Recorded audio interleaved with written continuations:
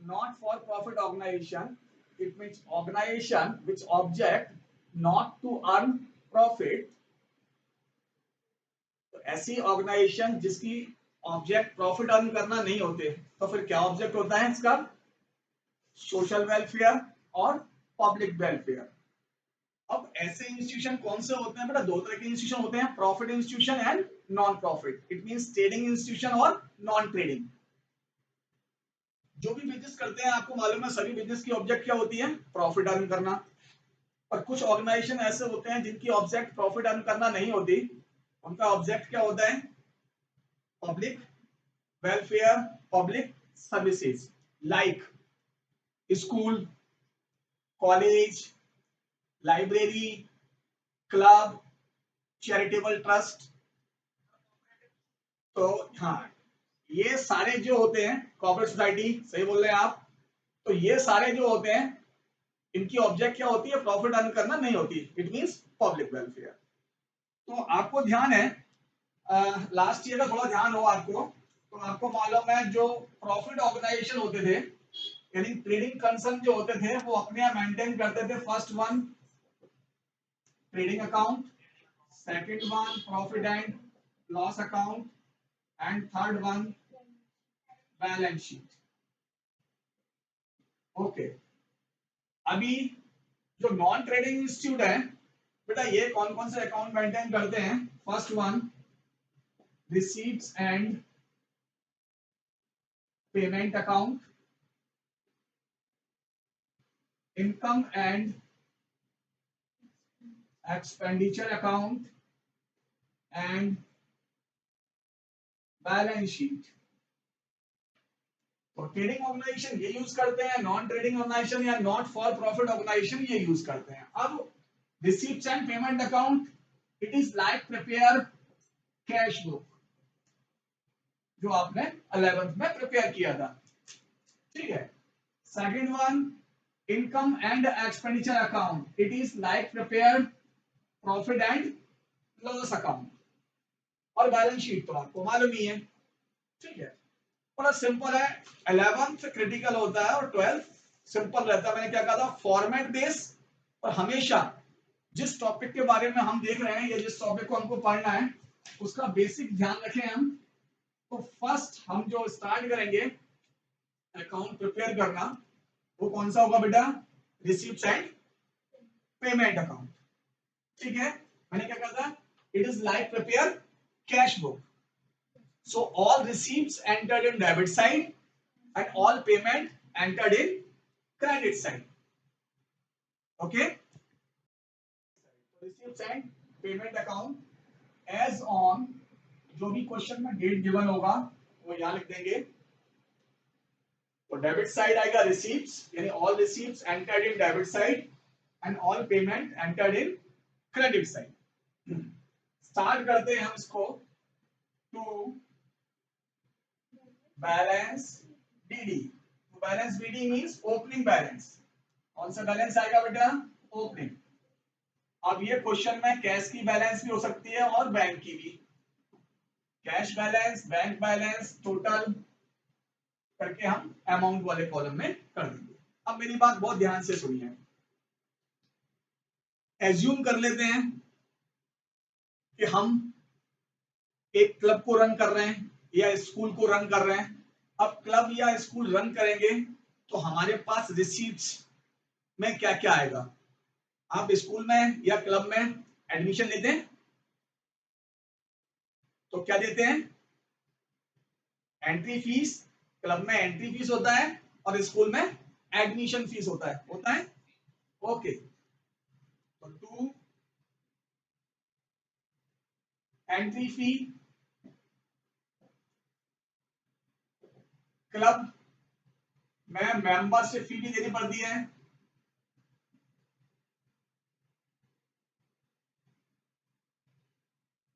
कई लोग तो मंथली मेंबर होते हैं, कई लोग ईयरली मेंबर होते हैं और कई लोग लाइफ टाइम मेंबर होते हैं, तो वो देते हैं life membership fee.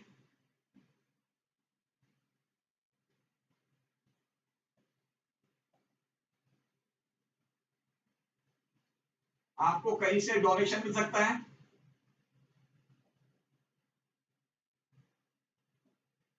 Subscription, subscription समझते हैं?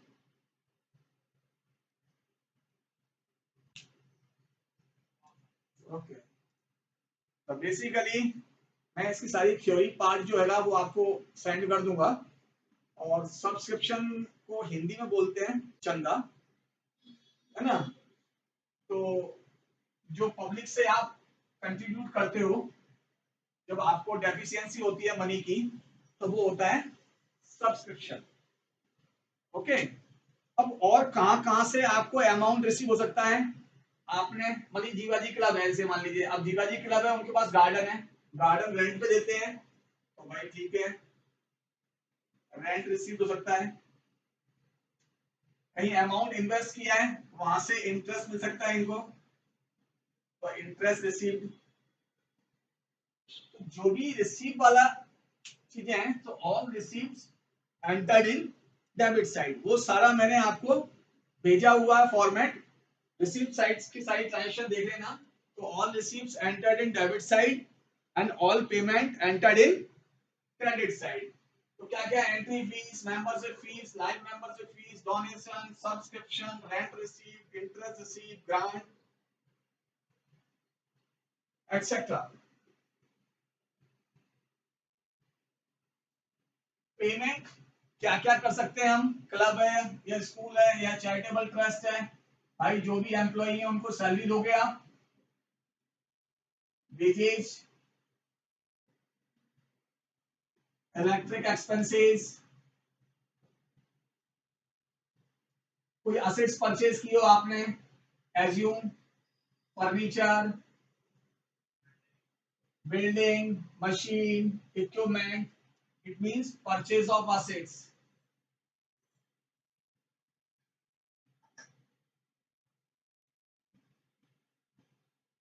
पेमेंट टू लाइबिलिटीज, किसी भी लाइबिलिटीज की पेमेंट की हो आपने, अदर एक्सपेंसेस, और बाकी जो भी एक्सपेंसेस करेंगे वो कहाँ आएंगे? Credit side. तो आपको ध्यान रखना, मैंने कहा it is like prepare cash book, so all receipts entered in debit side and all payment entered in credit side. Cash book पे भी आप क्या करते थे, ध्यान है आपको, बैलेंस बीडी से स्टार्ट करते थे, लास्ट में क्या आता था? Bye balance CD. when debit side more than credit side, so balance CD. अब बैलेंस सीडी कैश भी हो सकता है और बैंक भी। अगर कैश की बैलेंस दी है तो debit side lace credit side,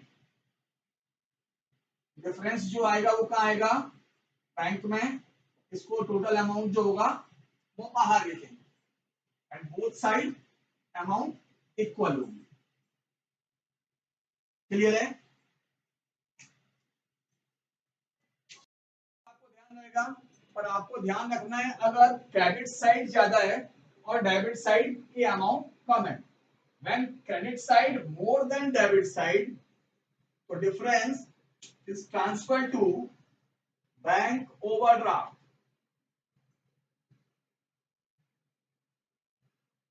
When credit side more than debit side, बहुत कम कंडीशन होंगी जिनमें क्रेडिट साइड की अमाउंट ज्यादा होगी और डेबिट साइड की कम होगी।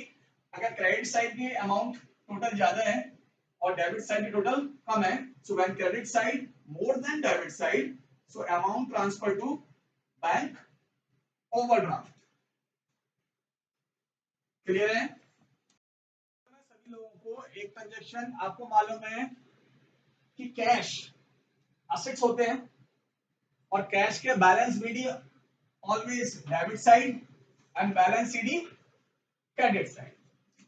बैंक बैलेंस असेट्स भी होते हैं और लायबिलिटीज भी। बैंक में अगर आपकी बैलेंस है तो असेट्स है, तो वो बैलेंस बीडी में आएगा। अगर बैंक ओवरड्राफ्ट हुआ तो कहां आएगा बैलेंस? यहां आएगा बैलेंस बीडी, बैंक ओवरड्राफ्ट। अगर क्वेश्चन में गिवन है, देखिए क्वेश्चन में बैंक बैलेंस गिवन है तो इधर ही आएगा, कैश बैलेंस बैंक बैलेंस दोनों इधर ही आएंगे। ओके, चलिए अगर बैंक ओवरड्राफ्ट गिवन है तो बैलेंस बीडी कहां आएगा? क्रेडिट साइड, क्योंकि assets always debit and liabilities always credit. यहां तक क्लियर है? चलिए, कैश की बैलेंस जो होगी हमेशा ओपनिंग बैलेंस डेबिट साइड होगा और क्लोजिंग बैलेंस क्रेडिट साइड। और बैंक की बैलेंस जो होगी वो क्रेडिट भी हो सकती है, बैलेंस सीडी, और बैलेंस सीडी जो बैंक की है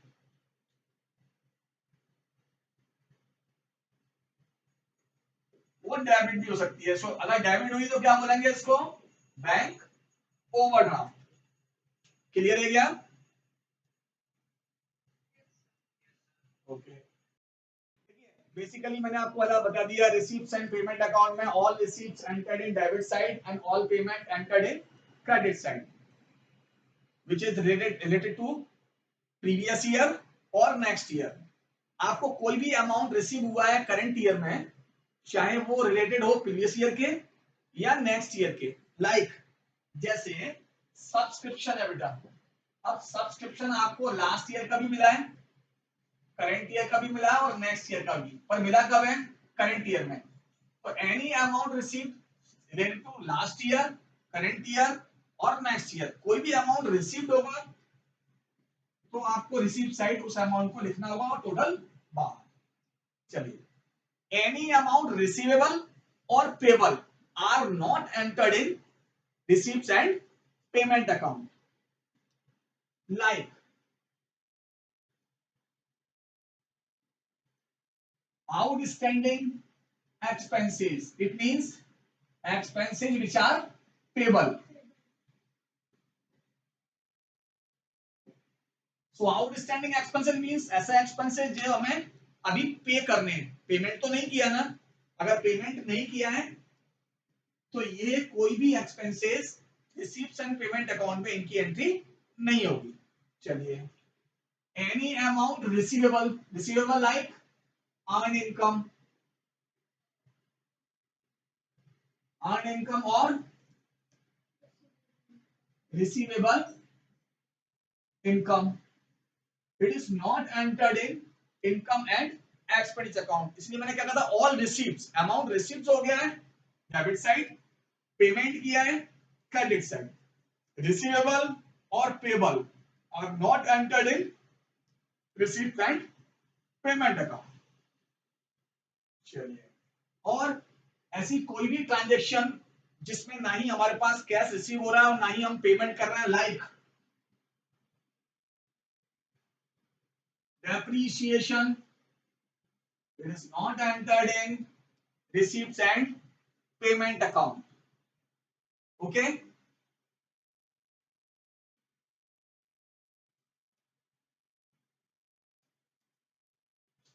so outstanding expenses, it means expenses which are payable are not entered in receipts and payment account। Income, earned income, it means receivable income, it is not entered in receipts and payment account। And depreciation, it is not also entered in receipts and payment account।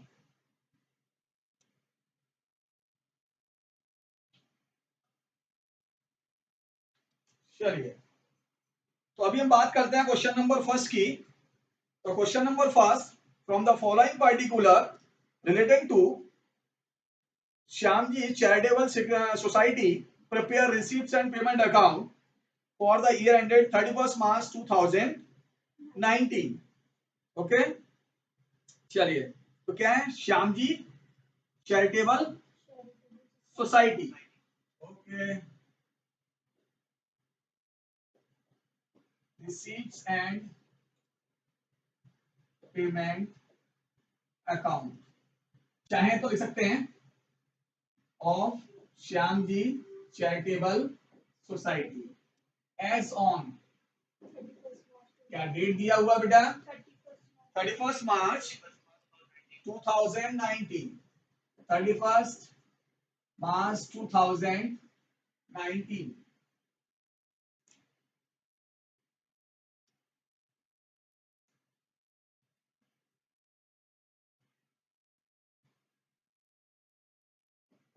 Debit, credit, receipts, payment चलिए तो question देखते हैं। Cash in hand on 1 April दिया हुआ है 2018, cash at bank on 1 April 2018, first date दिया हो it means opening balance है, और लास्ट डेट गिवन है इट मींस क्लोजिंग बैलेंस है। तो ओपनिंग बैलेंस दिया हुआ बेटा, तो first one we are entered in opening balance debit side to balance BD, cash balance भी है और बैंक बैलेंस भी है। Cash balance rupees 16,000 and bank balance rupees 28,000, total rupees 44,000। चलिए हर्षित नेक्स्ट बोलिए।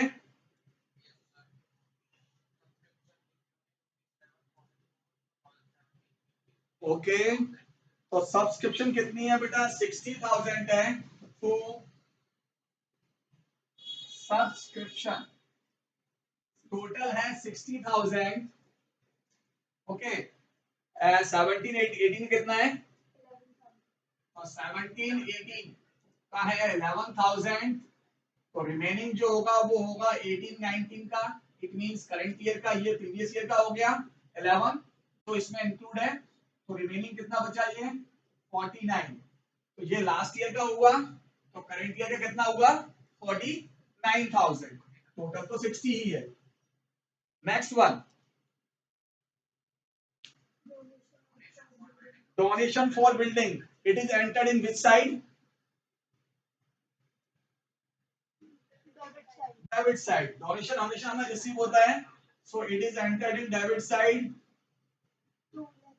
Donation for building rupees 290। Next one, it is entered in which side, all receipts entered in debit side and all payment entered in credit side. So it is the expenses, payment, miscellaneous expenses by miscellaneous expenses amount rupees 98,000। Next one, locker rent. So it is entered in which side, credit side। हाँ चलिए format देखिए ध्यान से। Yes, locker rent receipt side given होगा बेटा। So locker rent rupees 32,000। Entry fees, entrance fees कहाँ आएगा, debit side.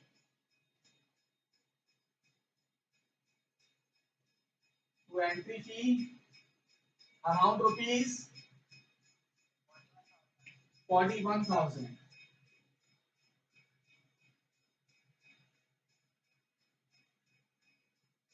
अब देखिए ये क्वेश्चन जो था वो 2020 में एग्जाम में आया था। अब इसमें प्रॉब्लम क्या है, कोई प्रॉब्लम थी बेटा, all receives entered in debit side and all payment entered in credit side. When debit side more than credit side, so remaining amount transferred to by balance CD। So total of debit side rupees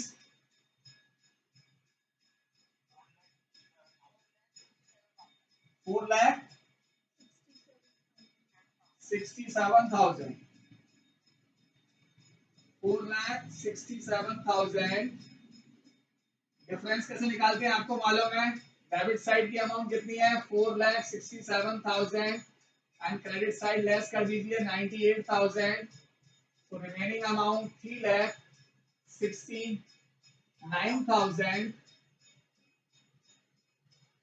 it is a balance CD।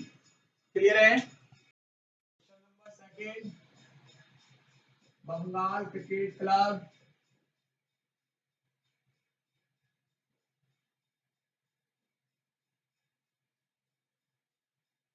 चलिए,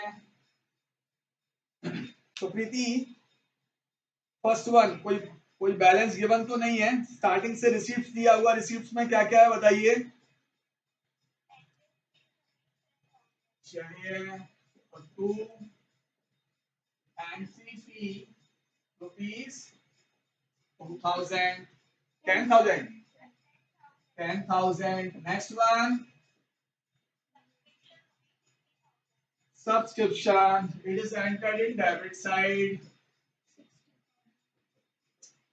Subscription 60,000. Donation rupees 10,000. It is also entered in debit side. Clearly बोला है ना बेटा receipts, तो ये receipt side ही आएंगे और payment वाली ट्रांजेक्शन पेमेंट साइड आएगी। लाइक पेमेंट साइड ट्रांजेक्शन बोलिए, तो bye rent rupees 15,000, postage rupees 1,000। Postage समझते हैं आप लोग, पोस्टल एक्सपेंसेस है ना, पोस्ट ऑफिस में जो भी कोई आप लेटर वेटर भेज रहे हैं उसके लिए जो एक्सपेंसेस होते हैं उसको बोलते हैं postage. Next one,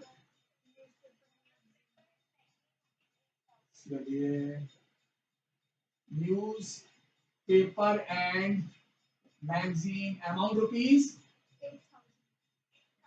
8,000। Next one, investment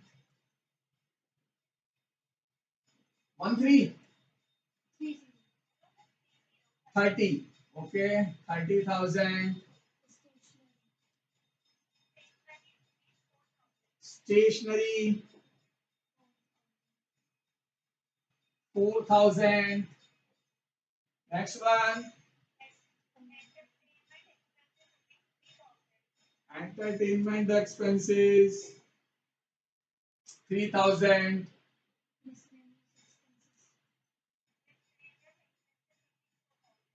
miscellaneous expenses rupees 2,000। complete, okay। which side more? Debit side. So debit side more than credit side, amount transferred to by balance CD. So total of debit side 80,000। ये debit side की total हो गई बेटा 80,000।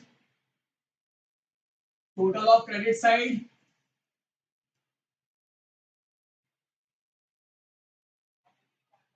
63, 16, 24, 54, 58, 60, 63। Okay बेटा, so difference amount transferred to balance CD, so which amount transferred to balance CD? 17,000। the total of debit side rupees 80 and total of credit side rupees 63, 80 less 63, 17,000 balance CD, both side total are equal rupees 80,000। clear? चलिए, कोई confusion किसी को है, कुछ पूछना है sir पूछ लीजिए बेटा।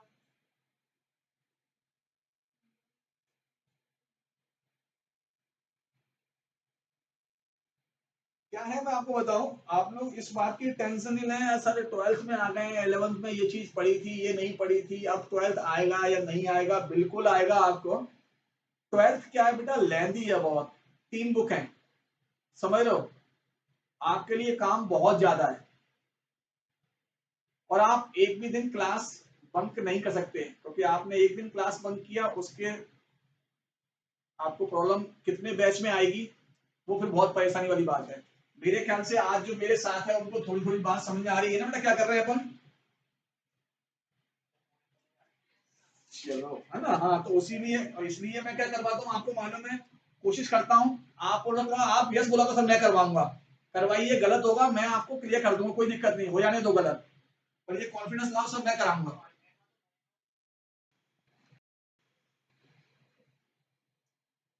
So question number third, from the information given below, prepare receipts and payment account of Railway Club for the year ended 31st March 2021. तो 31st March 2021 किसका है? Railway club.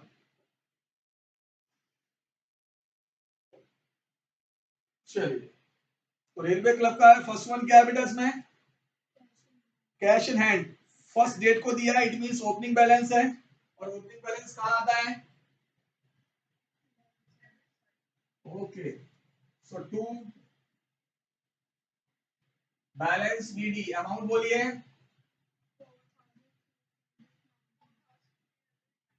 ओके जी. Next one, it is entered in which side? Subscription. So it is entered in debit side.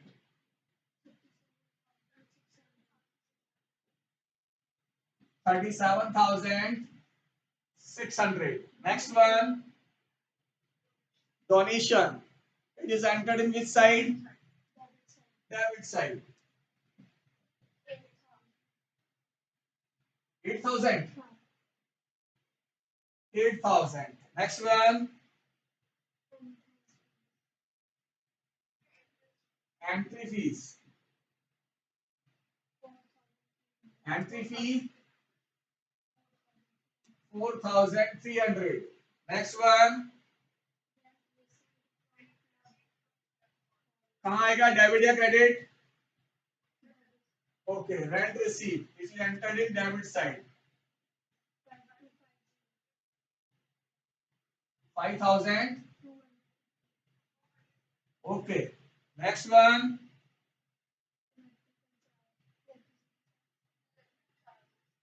कहाँ आएगा बेटा? Okay, it is entered in credit side. Electric charge है, charge means payment करेंगे और payment करेंगे, सो it is entered in credit side. By electric charge amount rupees.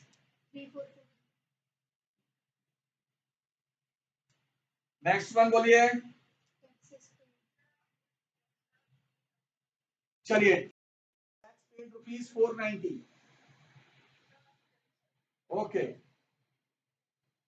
Bye tax paid rupees 490. Next one, salary entered in this side, credit side. 21,500. Next one, honorarium to secretary. It means salary to secretary. Salary दे रहे हैं हम secretary को, ये भी यही आएगा. Honorarium to secretary amount rupees. Okay, next one, it is entered in this side. Okay, interest on investment 2,950. Next one, printing and stationery. It is entered in this side. Yes, yes, printing stationery के जो expenses होते हैं बेटा credit side ही आएगा. By printing and stationery 350. Next one, ये भी expenses ही है, so it is entered in petty cash expenses amount rupees 900. Next one, insurance premium paid. ये भी पेमेंट ही है. Insurance premium amount rupees 310. Complete. Okay, so total of debit side amount rupees 62490. 62,490।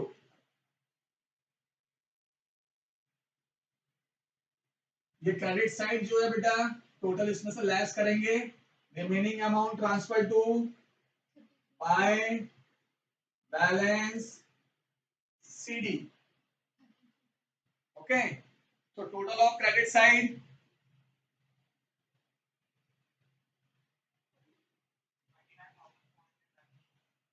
29,490। ये total of credit side है। The remaining amount rupees 33,000 transfer to balance CD. Clear है?